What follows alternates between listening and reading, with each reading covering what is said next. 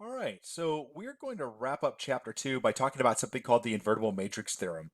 Invertible matrices have been kind of a theme throughout the entirety of this first chapter, and so we're going to utilize this kind of theorem in order to encapsulate a big chunk of what we've been talking about. All right. It's also a way to kind of imagine a through line that goes through linear algebra. And it's one of the really beautiful things about linear algebra is that so many of the concepts, despite the fact they look very different, are actually really, really tightly held together, utilizing logic, utilizing proof, and utilizing, basically the ideas of linear algebra. All right, so we're going to start out with this. And the invertible matrix theorem starts with the idea we're going to let A be a square or n by n matrix.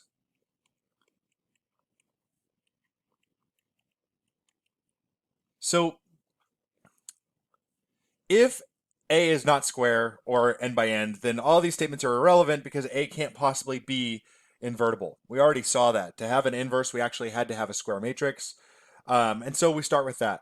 Then we're going to say the following statements are equivalent. All right. So what it means for statements to be equivalent is it means that if I have one of the statements, then I'm going to have the other statement. That the two are basically equal to each other. All right. And we're going to talk a bit more about that in just a moment. From the standpoint of proof and also from our logic standpoint, what I'm going to have to do is I'm going to have to prove in what we call both directions. That is that if I have the one, then I get the other. And if I have the other, then I am going to get the first one back. All right. And we've done a lot of that proof already. I'm going to talk about that just in generalizations. You'll have to go back to earlier lectures to take a look at the proofs. Okay. So the first statement that we have is A is invertible. All right. So we're going to begin with that idea. A is invertible. And so if A is invertible, okay, we're going to get that the equation AX equals B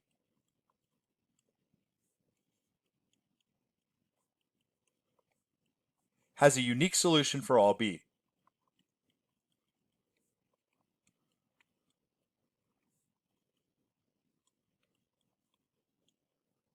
And so not getting too deep into the proof, we'll start out with A is invertible. So if you remember, if A is invertible, let's say if A inverse exists, then we have AX equals B,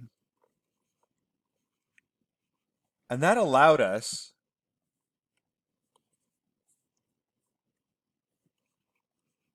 to in fact multiply on the left-hand side by A inverse, both sides of the equation. And so our solution X ended up being A inverse B. Done. Okay. Really handy to notice that since matrix multiplication is well defined, this in fact is unique. And that's where that uniqueness came in, right? Was because this response, that solution ended up being unique. Okay. Now, we also, this is what we'd say, okay, 1 implies 2.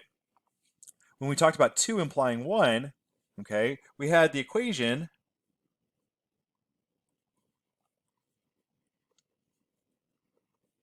AX equals B has its unique solution, et cetera, et cetera. And what we knew about that, because we had proven it earlier, is that meant that the rank of A was equal to N, right? And then we had actually previously proved that if the rank was equal to N,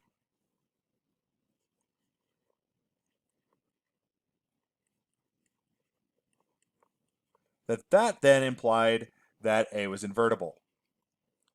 Right? Basically, it was like one of those things where if the rank of A was equal to N, then we actually knew that we could then row reduce down to the identity.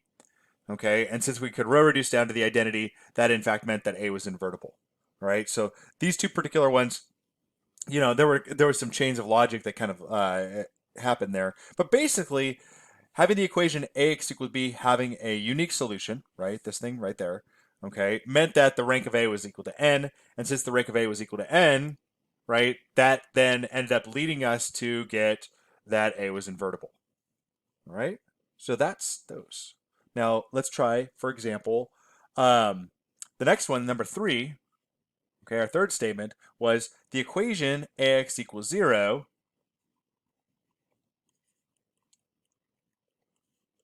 has only the trivial solution.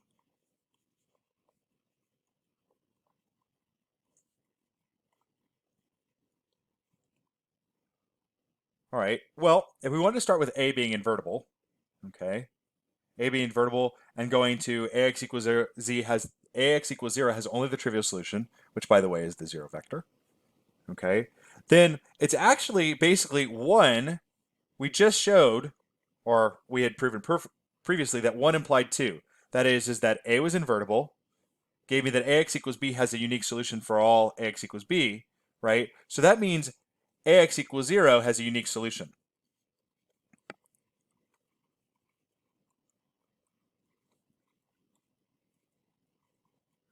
Now, since A times 0 equals 0, this means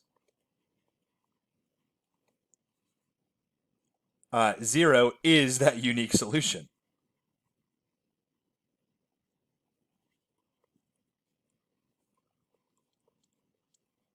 So when we think about it, basically what that's saying is that A is invertible, means that AX equals 0 gives me a unique solution. AX equals B gives me a unique solution. And since AX equals B gives me a unique solution for all B, AX equals 0 has to have a unique solution. Then all we need to do is just say, well, A times a 0 vector is 0, so that unique solution's got to be 0. Okay, that's kind of like the idea that we're dealing with there. All right, so that actually gives us that our A being invertible gives me AX equals 0 has the trivial solution. Now what about, let's start with, let's go with 3, okay, and 3 implies 2, right? So that is AX equals 0, our third statement here, okay? AX equals 0 having the trivial solution gives me that AX equals B has a unique solution for all B. Well, basically what that ends up happening is that for AX equals B, okay, for AX equals 0 to have a unique solution,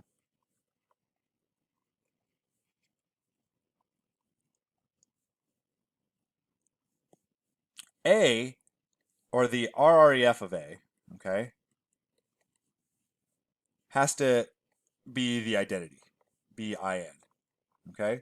So if you kind of think about it, that's the only way for that to happen, right? 1, 0, 0, 0, 1, 0, or like 1's on the diagonal, 0's everywhere else, and then my zeros. That's what that's going to look like when I row reduce, right? So that's going to give me the identity.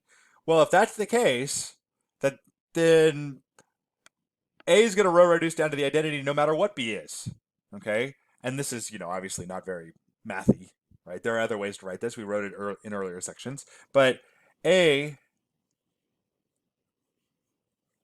will row reduce to the identity no matter what B is. And so we can actually just say that the rank of A is going to end up equaling n, right? Which then gives us, from an earlier result, that AX equals B.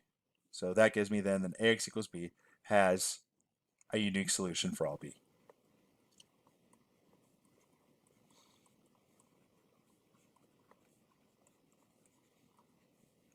So the kind of cool node there is that if I just row reduce A, because we actually showed in an earlier one, right? Okay, so we'll put a little note here.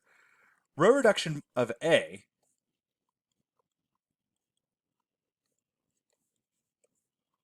will tell us if we get unique solutions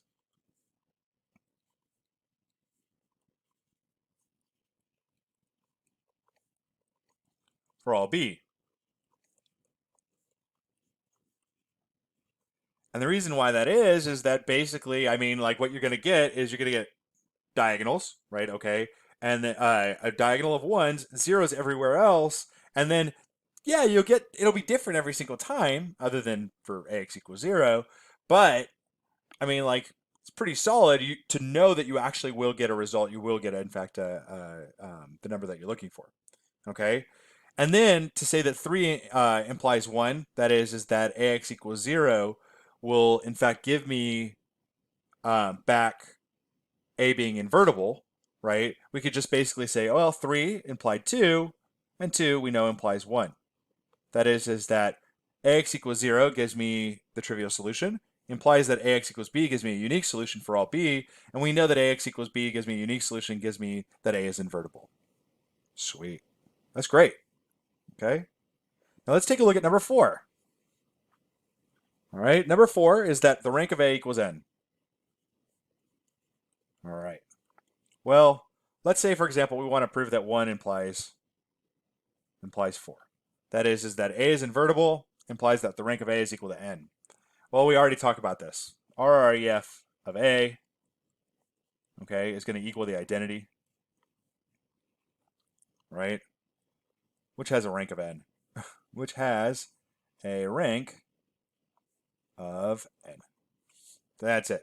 Like, if it row reduces the identity, it's going to have a rank equal to the number of columns that it's got. Done. Okay? On the other hand, what if I want to do 4 implies 1? Well, okay, here's the kind of the idea. So A is square. A is square. If the rank of A is equal to n, that means that there is a pivot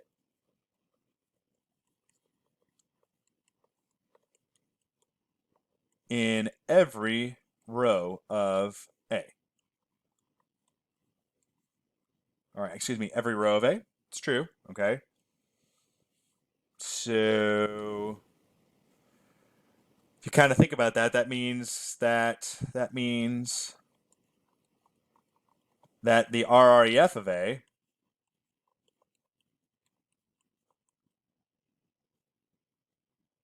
must be equal to the identity, and so A is invertible.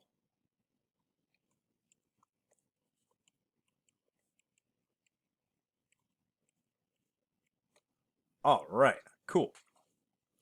And then, if 4 implies 1, then, and we actually talked a little bit earlier about the fact that if you get the rank of A equal to n, then Ax equals B has a unique solution. And if Ax equals B has a unique solution, the rank of A equals n. So we got a lot of these going backwards and forwards that we proved earlier, right? We already talked about quite a lot, right? But we want to see, oh, they're all kind of connected.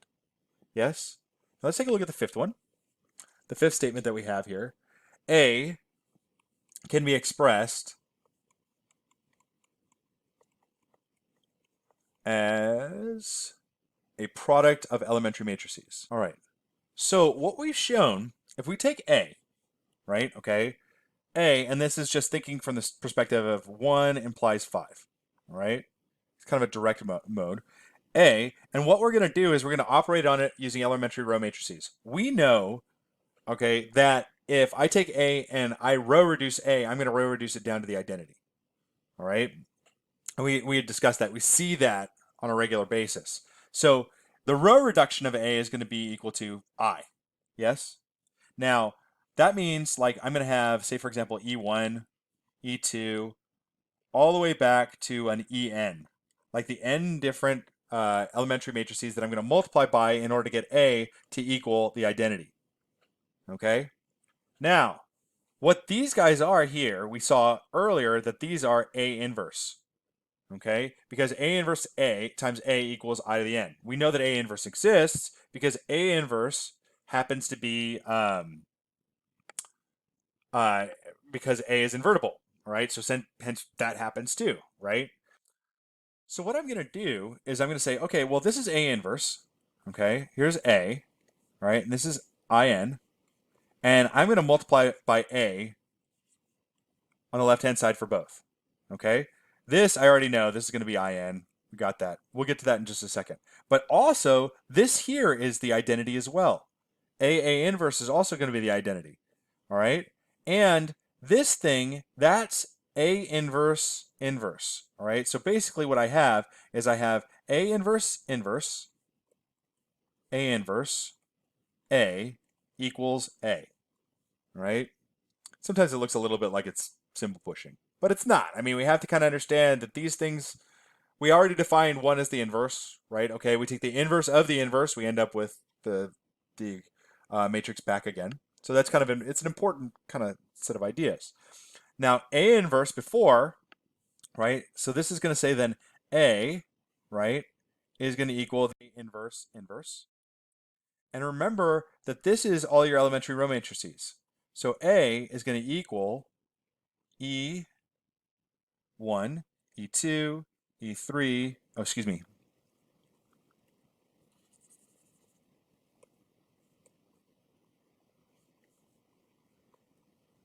En, En minus 1, dot, dot, dot, E3, E2, E1, inverse. And if we remember that when we take the inverse of a matrix multiplication, we're going to flip the order, right, and invert each one individually. And what we saw earlier is that you can invert each one of these elementary matrices. So we have E1 inverse, E2 inverse, E3 inverse, all the way up to En inverse. Okay? All right, and that's what A equals. A equals the multiplication of these matrices. Now, the inverse of an elementary matrix is an elementary matrix.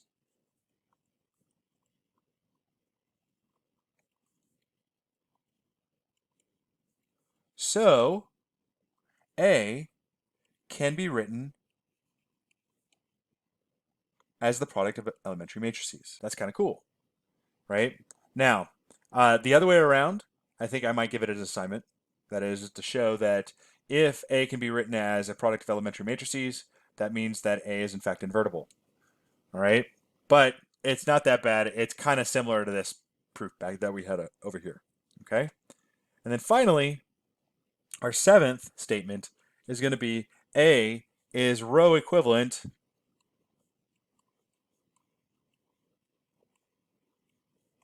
to In. Okay? And we proved this earlier, basically by using the Gauss-Jordan technique in order to row reduce the matrix, right? And in addition to that, we can actually utilize our elementary matrices. So one is we state, okay, well, suppose that A is invertible, then A can be written as a product of elementary matrices.